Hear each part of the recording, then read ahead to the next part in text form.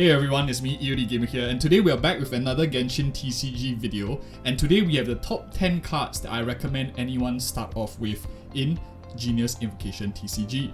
Now this video is going to be useful regardless whether you're a new player or a relatively advanced player who wants a second opinion on what cards to pick up.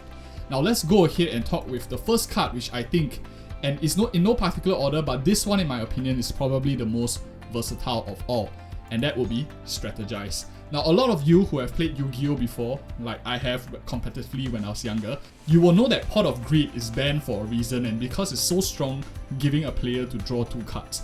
And the reason why it's broken in Genius Invocation TCG is not only that you get extra resources on hand, but also because there's this technique that players use, or at least advanced players use, called deck thinning.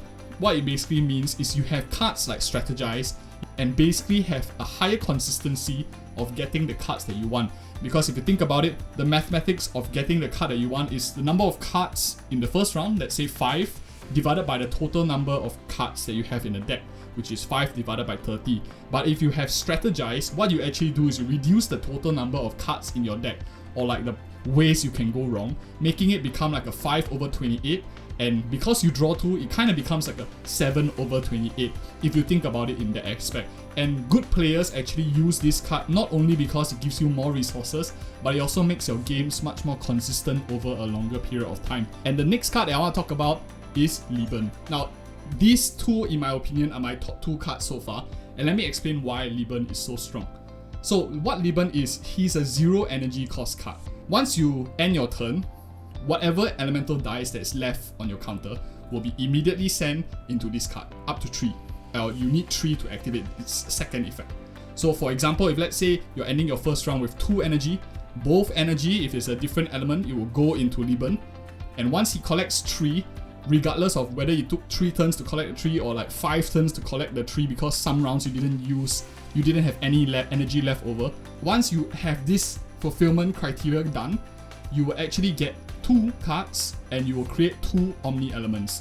For the same reason why Strategize is good, this draw 2 is equally as good.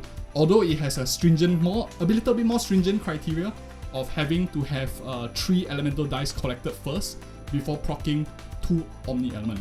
But what this actually does, it allows you to snowball your resources into a subsequent round where you can burst down a unit. For example, decks that like to sustain and just want to try to keep healing up any chip damage you might do. And now I'm going to just go to another support card which I think is really good, and that is a Parametric Transformer. Now there's a little bit of a catch to this card. It's not always perfect. I'll explain to you why in a bit, but let's first talk about what makes this card so good. And in my opinion, these 3 cards that I just talked about are really the top 3. The remainder won't be in any order, it'll just be pretty good cards all around. But what makes this Parametric Transformer good is basically when either side uses a skill and elemental damage is dealt, this card will gain 1 stack. Once you get 3 stacks, you discard this card and basically you get 3 elemental dice back. For the similar logic to Liban, you get that snowball effect where you shift energy from one round to the next round. So even though it costs us 2 energy here, you actually get back a little bit more and you can also push it on to the next round. Now, where this card is not as good is there are times when I play this card and I end my turn too early, when there's like maybe 2 stacks already built up. And then I end my turn and my opponent attacks me once. He procs this effect, and what it actually does, the energy is given to me even though I ended my turn. So immediately it's wasted and this card does nothing. So if you are playing this card, just be very mindful and be careful that if, for example, you have already 2 stacks and you know your opponent has maybe like 3 energy left, don't end your turn. It's better to go to end your turn last and at least use that 3 energy to even like normal attack your opponent or something. So that is just one caveat to this Parametric Transfer. But other than that, very good item, 2 for 3, tons of value. In no particular order, I don't think it's the 4th best card, but I think Instructor's Cap is really good value, and here's the reasons why. Most of your damage usually comes from triggering elemental reactions. This Instructor's Cap gives tremendous amount of refund because you can do it up to 3 times per round, and you basically just keep getting this elemental die back non-stop to get this 2 energy refund. It stacks up really quickly, and especially when you combo it something, for example, with a card like this Yeimiko design card, the Blessings of Divine Relics installation, where you can shift the artifact to another character in your team. Very useful combo. that will actually get even more value out of this Instructor Cap. I do think that this is one of the better artifact cards there is, and it's super general. You can fit it into most teams regardless of what comp you are running. Now, a lot of people are actually not really focusing on Kelk's Arc for some reason. A lot of people are actually looking at this Mona star signs much more, where your active character unconditionally gains 1 energy. But one of the reasons why I think Kelk's Arc is actually better than Mona, the Mona design card, is not only because it's 1 energy, so it's much cheaper and more efficient to use this 1 elemental die cost card, but it also gives you up to 2 energy. So what it is let's say you have an active character on field, and 2 of your characters have 1 charges each to their elemental burst. This card will take 1 from each of them to put it on your main character, so immediately you will have 2 energy, and if your character is like a 2 burst cost character, you have your burst ready instantly. Of course, you can't take 2 from the same character, you can only take like 1 from each and stuff like that. But usually you won't be staying on the same character for a very, very long period of time to keep chalking up that energy. Sometimes your opponent might freeze you or overload you, shift you out and stuff like that, or maybe he has a tendency of bursting a particular character and it's about to die if you shift it back on the field. This gives you a lot of versatility to shift your energy around, and it makes your games much more consistent because you adapt as well to your changing elemental die. Despite Liyue Harbor Wharf being a 2 energy cost, it allows you to draw 2 cards. Similar to Kokomi Strategize, this basically becomes a draw 4 card.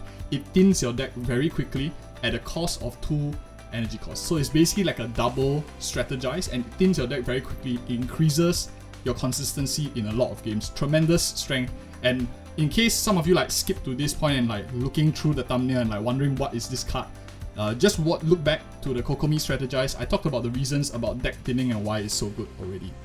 Now, why is the Lucky Dog so good? It's because it gives you healing, and it's a very, very easy to proc elemental skill criteria. And most characters in the game probably will be using their elemental skill. If you are Yoimiya, it only costs 1 energy to use your elemental skill, and you get a 2 heal right off the bat. And this healing is even better when you actually think about the criteria for food. For those of you who don't know, when you use food cards, like any of these right here, you can only use them once per turn on a particular character. And if you're running a deck with no healers and you already use your food, this is actually a good emergency backup heal. And number 8, I would say, is the Lotus Flower Crypts. Now, there are many other cards that are really good as well. I do think a lot of these 0 energy cost cards are pretty useful, but in my opinion, the Lotus Crypts definitely takes it away. And why is that? Is because when you use this card, it costs 1 elemental die, and the target character gets a -3 damage. For 1 elemental energy, you get a 3 damage reduction. If you look at all the other food costs, you see this 0 Madame is 0 for 1, and then the other one is like 1 for 2. Plenty of games that I fought that the opponent just uses this card to keep saving their characters even when I think I can finish them off, and it buys them an extra turn. Really good card, tons of value and a good last minute save. I do think that this is like your get out of jail free card at times, and you will find good value in it, especially if you time it right. Now, on first instance, this card seems to contradict whatever I was saying about efficiency in terms of the elemental dice cost and what it does. 2 energy when you can just switch to a fast action doesn't seem much on face value, but this card is actually countering many decks. You counter frozen play decks, and you also counter overload decks. And the reason why is because overload, when you use the reaction, it actually switches your enemy out to another character, and if you actually go to their turn, they will have to switch back to a particular character. If not, they are forced to play that character that's on the field. What this means is you get a second move immediately, and Catherine is a very good counter to that. Tons of value, and you will definitely understand the value of this card as you meet stronger opponents who play into either one of these 2 decks, which are really strong right now.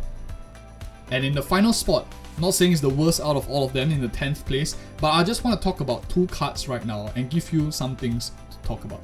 And the 2 cards are the Jade Chamber and Knights of Favonius. I'll tell you which one is my preferred choice, although you can kind of guess, but I'll give you my logical reason why. So what they do, Knights of Favonius basically gives you an extra chance to reroll during the roll phase, but also when you play the card, you can also select 1 particular elemental die to reroll.